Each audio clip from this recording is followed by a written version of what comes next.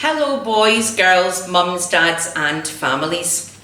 Did you know that reading a book or listening to an audiobook can reduce our stress?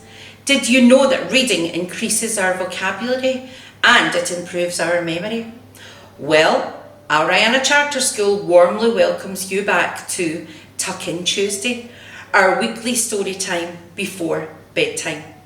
I can't wait to hear all the wonderful books that are going to be read to us each Tuesday by our school community as we launch into Series 8 of this amazing initiative. I hope that you're snuggled up and ready to fall into this week's book titles. Enjoy, sleep tight, and we'll see you tomorrow. God bless. Evening, moms, dads, students, and families. My name is Miss Chanel, and I teach grade 5G girls. And tonight I have the pleasure of reading the story for you, Camping with Scorpions by Mohammed bin Rashid Al Maktoum. So sit back, relax, and enjoy. السلام عليكم ورحمة الله وبركاته. أعزائي طلاب وطالبات مدرسة الريانة، أهلا ومرحبا بكم. معنا اليوم قصة جديدة كتبها لكم الشيخ محمد بن راشد المكتوم.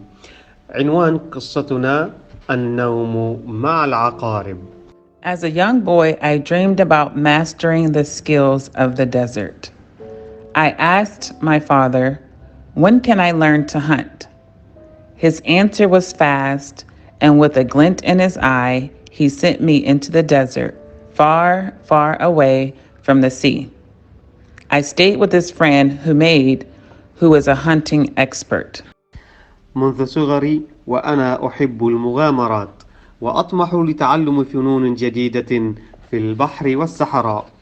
وفي يوم من الأيام أخبرت أبي أنني أريد أن أجيد الصيد البري بأنواعه، فأخذني إلى حميد البدوي أحد أصدقائه الخبراء بالصحراء، وطلب منه أن يعلمني القنص والصيد ويدربني على مهارات أخرى.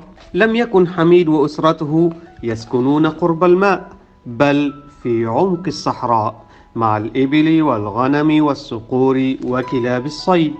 I noticed that his wife was incredibly strong, carrying firewood, creating delicious meals, and making traditional Arabic coffee, as well as being as skilled as any hunter you can imagine. ما زلت أتذكر زوجته الطيبة وقوتها في حمل الحطب وبراعتها في الطبخ وإعداد القهوة العربية وحلب النوق وتربية الغنم. تقوم بكل هذا وحدها، بالإضافة إلى مهاراتها الفائقة في الصيد بطرقه المتنوعة. Sometimes, Humaid's wife would make delicious, soft gurs, a special kind of sweet bread that is cooked, buried in the sand under the ashes of the fire. We ate it hot from the ground with dates and honey. Such warm, fluffy, sweet deliciousness. وعندما لا نحظى بصيد كانت تعد لنا خبزا تحت الرماد والرمل، وتدعوني وأصدقائي: عليكم بالقرص يا عيال. والقرص هو رغيف سميك يمنح الطاقة والدفء، وهو من ألذ الوجبات الصحراوية في الإمارات. وبعد أن نضيف إليه الدهن والعسل نتناوله طريا ساخنا ونشرب معه الحليب بالزنجبيل والزعفران. I stayed with Humaid's family for several days, and every day there was something to learn. The desert was my school, and I was the student. Humaid taught me the art of falconry. I learned how to train the birds with tilwa, a technique that uses special arm movements and bait to teach falcons to return to you. بقيت مع حميد وأسرته لأيام، تعلمت خلالها القنص بالصقور وتدريبها بالتلواح ومداواتها إذا أصابها مكروه. I also learned how to care for these amazing creatures and keep them safe by holding them up high on my arm. كما علمني كيف أحمل الصقر على ذراعي وأرفعه عاليا كي يبقى مطمئنا، ولا يشعر بالخوف من انقضاض نسر عليه. I studied other desert animals as well, closely watching their movements. I learned how they would protect themselves by hiding from other dangerous animals.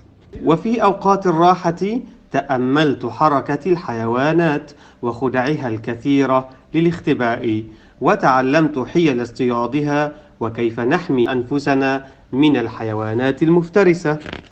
One night, we heard a lot of noise from where the sheep were resting. A huge wolf had tracked them down and was about to tuck into a herdy sheep dinner. Just then, as quick as a flash, Humaid's guard dogs leapt to the rescue, chasing away the wolf. وفي إحدى الليالي هجم ذئب ضخم على الغنم فردته كلاب الحراسة. It was one thrilling adventure after the next. However, I was soon to learn that it was not just the big creatures like wolves that we need to watch out for. بعد الفجر شرح لي حميد كيف يمكن أن تدرب كلبا على صيد الغزلان وتدربه في الوقت نفسه على مصاحبتك في رعي الأغنام وحمايتها. After our action-filled days, we would gather around the fire to keep warm and eat our hard-earned dinner. With our tummies full of food and our heads full of adventure, we would sleep deeply in our warm beds. Well, everyone but me.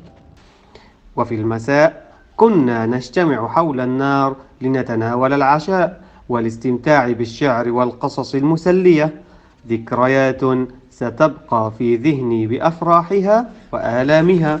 In the night, I was woken by a searing pain. Ouch! It was a scorpion sting. Humaid gave me herbal remedies to help with the pain, but this happened more than once. It seems the scorpions were also looking for a warm place in the cool night. But of all the warm beds to crawl into, why were they only bothering me? بعدها كنا نخلد إلى نوم عميق، وهل يعادل شيء دفء الفراش في برد الصحراء؟ لكنني لم أحظى دائما بقسط كاف من النوم، فقد كنت أستيقظ عدة مرات من لدغات العقارب، إذ يبدو أنها كانت تبحث عن الدفء أيضا. أقوم متألما بشدة وعندها يداوونني بالأعشاب. ما كان يدهشني في الأمر أنني كنت الوحيد الذي يواجه هذه المشكلة. Seems I was not checking my bed covers for bugs before bed. This is an important desert lesson that I learned the hard way. I realized that Humaid was putting the scorpions in my bed to teach me this lesson and make me strong against scorpion stings in the future.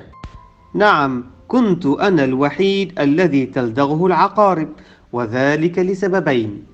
الأول أنني لم أتحقق من الفراش قبل النوم، والثاني أن مدربي حميد كان يضع مجموعة من العقارب في فراشي كل ليلة لأنه أراد أن يقوي مناعتي. When I got home, I told my father about how Humaid made me sleep with the scorpions.